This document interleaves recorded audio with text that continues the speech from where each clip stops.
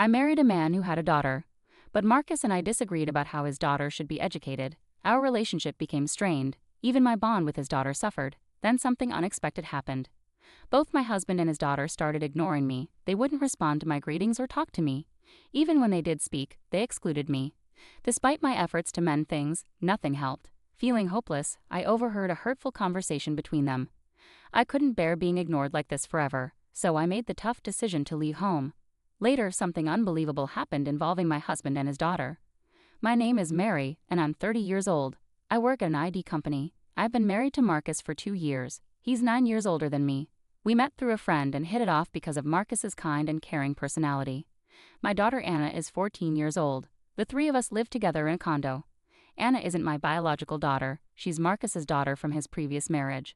Marcus and his ex-wife divorced when Anna was young because they were both busy with work. After the divorce, Marcus's ex-wife gave up custody of Anna and disappeared. Before Marcus and I got married, he told me about his divorce and that he had a child. I was hesitant to get involved because of this, but I decided to meet Anna anyway. Anna appeared to be a modern girl, dressed in stylish clothes, and was very cute. "Nice to meet you. I'm Anna. Thank you for always taking care of Dad." Anna greeted me cheerfully, sensing my nervousness. Nice to meet you too. I'm Mary," I replied. "Likewise. I'm grateful to Marcus," Anna continued. "Oh my gosh, don't be so nervous. I wanted to chat with you too, Anna," I said, trying to relax. Anna didn't seem to mind Marcus and me dating. In fact, she seemed somewhat happy about it. Being without a mom has always made me feel lonely. I know Dad's been doing his best for me, but Mary seems really nice and we get along well. So I'd be happy if you became my mom, Anna said. When I heard that, I felt a strong desire to be her mother. Eventually, Marcus proposed to me and I accepted. Initially, my parents were unsure about my marrying someone with a child. It's natural for parents to have concerns when their daughter is entering into a family where she's not the biological parent of the child. However, I worked hard to persuade them. "I really want to build a family with Marcus and Anna, so I put in a lot of effort," I explained. My sincere feelings must have reached my parents because they eventually gave their approval for the marriage. That's how I ended up marrying Marcus against the odds. In the beginning of our marriage, things went smoothly. Anna even started calling me Mom, and Marcus was kind to me. But over time, things began to change. After dinner, Anna didn't bother to clean her plate and just relaxed on the living room sofa. Meanwhile, Marcus sat next to her, watching TV and drinking alcohol. "Anna, please clean up your plate after eating," I reminded her. "I've told you this before, haven't I?" I thought I was stating a reasonable request, but Anna gave me a displeased look and stared at me seriously. "It's such a hassle. Can't you just do it, Mom?" "No, you need to clean up after yourself. You're in middle school now, so you should start taking responsibility. Don't lecture me about every little thing. You're so annoying." Just because I asked Anna to do the dishes, she started showing a rebellious attitude towards me. I got annoyed and ended up scolding her sternly. "What's with that attitude?" I argued with Anna, but Marcus took her side. "Hey, don't say mean things just because Anna is your stepdaughter. You should clean up after dinner yourself," Marcus said. "I'm not scolding her because she's my stepdaughter. I'm saying it for her own good." Anna and Marcus left all the household chores to me. They didn't volunteer to help, and though they'd pitch in if asked, they complained about it. Even though I said we're a family and should work together, Marcus said, "Housework is women's work." "You're being unfair to me even though I work too," Anna retorted. "When I'm busy and chores get neglected, they always complain that I'm slacking off." On top of everything, Marcus and I disagreed about Anna's education. Anna, who is 14 years old and in 8th grade, is getting ready for high school entrance exams, but she spends a lot of time idle instead of studying. Anna always says, "I don't need to study hard. I can get good grades without studying much." It's true that Anna is naturally smart, so she manages to do decently in school even with minimal studying. But without studying, passing exams, especially for the private high school she wants to attend, will be difficult. It's crucial for her future success that she develops good study habits. That's why I've been encouraging Anna to study more. But Anna just finds me annoying and tells me to shut up. She rebels against my advice. When I tried talking to Marcus about it, he didn't seem to listen. "Anna will be fine. She's smart and reliable. Nagging her like that will only demotivate her," Marcus said. "Don't say things like that. High school will be much tougher for her. If she's going to a private school, it's even more important for her to understand the importance of studying." "Shut up. You're not her real mother, so don't act all high and mighty." "Have you become more unpleasant since before we got married?" "We've argued a lot about Anna's education, and it's strained our relationship. Lately, Marcus has been spending more time away from home. He says it's because of work, but I wonder if he's avoiding me.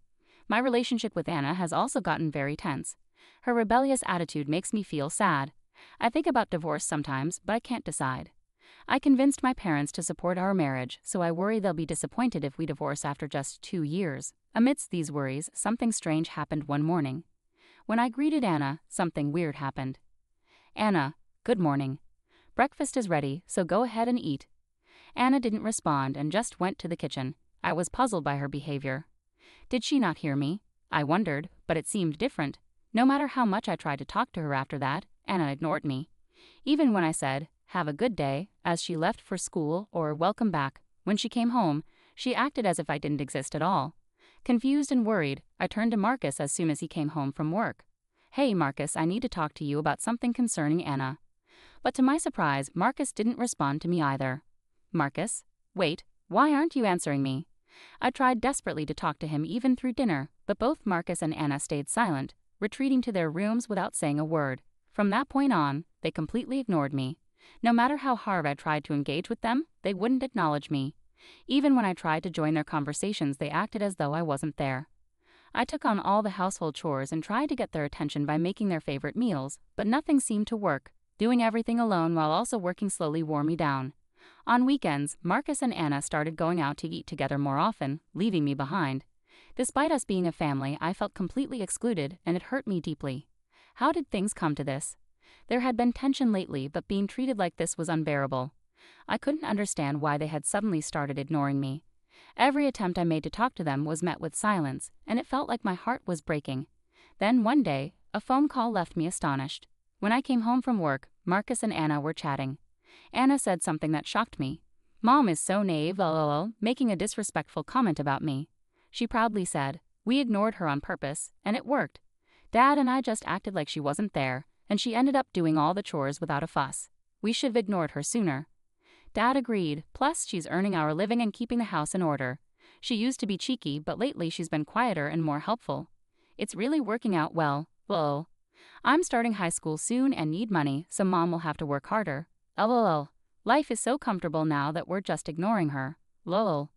Laughing loudly, my husband and daughter were having this conversation, joking about how she was originally hired as a housekeeper. When I overheard them, I lost my patience completely. I'll never forgive them. They'll both pay for this. The next morning, after getting ready, I greeted Marcus and Anna, but as usual, they ignored me. Anna even clicked her tongue. After they left, I packed my things and left the house. When I unexpectedly returned later that day, my family was surprised. But when they heard what had happened, they were supportive. "You can stay as long as you need," they assured me. My parents sympathized, saying it must have been so tough. Their concern made me want to cry. Despite urging my parents to accept Marcus in the first place, I expected blame, but they cared more about me than anything else. A few days later, Marcus called me in a panic while I was relaxing at my parents' house. When I answered, annoyed, he immediately started shouting, "Where the hell are you? How dare you, as a mother, gallivant around like this? Aren't you ashamed? Get back home right now." I couldn't believe he was yelling at me like this, especially after not hearing from him for so long. Fed up, I told him firmly, "No, Marcus, I'm not coming back. I'm divorcing you. I can't deal with you anymore." "What? What nonsense are you talking? Stop acting like a child just because I ignored you for a while. We're not getting divorced," he insisted, probably because he didn't want to lose the help around the house. But then I dropped a bombshell. "No, we are getting divorced because you're cheating, aren't you?"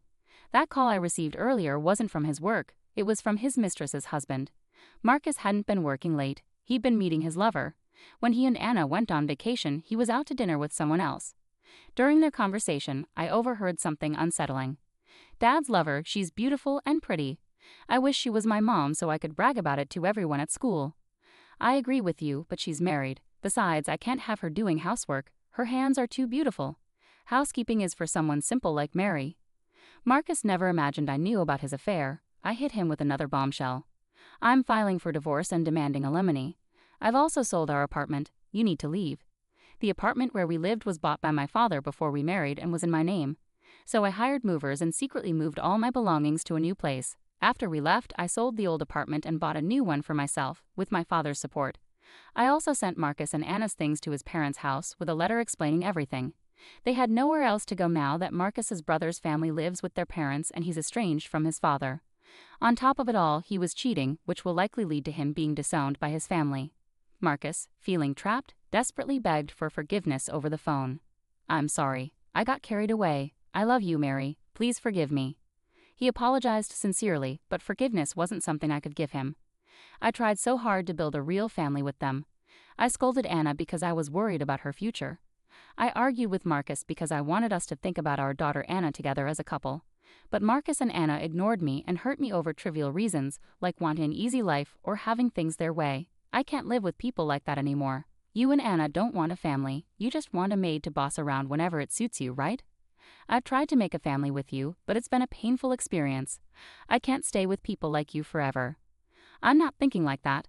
I'm truly sorry. Anna wants to apologize to her mom too. She's not a mean-spirited girl who mocks others.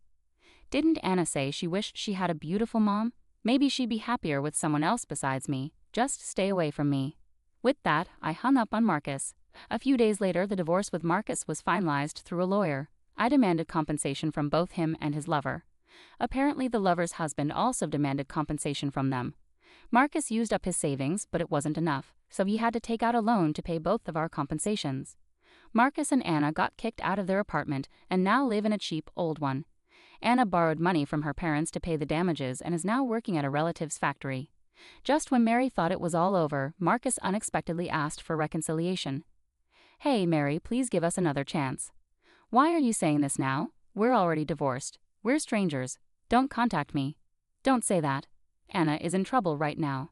Marcus explained that because of his debts, they couldn't afford Anna's tuition at the prestigious Pratt high school she dreamed of attending.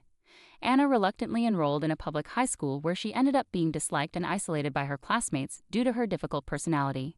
Anna, feeling rejected by her classmates, has become withdrawn and spends her days taking out her frustrations on Marcus.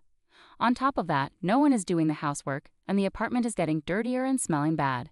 They might even get evicted soon. Marcus tearfully told his story, but I realized it was all his fault. "I won't get back together with you. Don't contact me again." I firmly refused to reconcile and blocked Marcus's number. Now I'm living peacefully at my parents' house and focusing on my work. After everything that happened with my family, I'm not thinking about marriage for a while. Right now, I just want to become better at judging men.